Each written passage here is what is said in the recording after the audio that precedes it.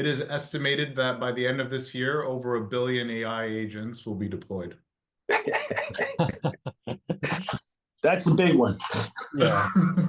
So if you need any reason to tokenize something now, that's your play right there. That's your market. Yeah, Huge, for sure.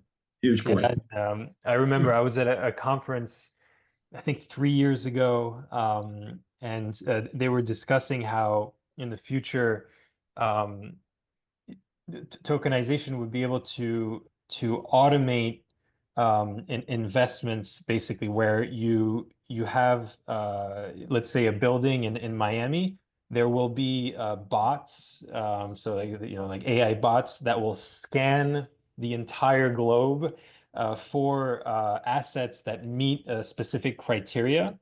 And then in real time, it'll make an investment decision and then purchase tokens. So they were saying that Excel spreadsheets and like taking a few weeks to actually decide whether the valuation was right before making an investment decision, it was going to be completely useless, because for many assets, these decisions will be made real time.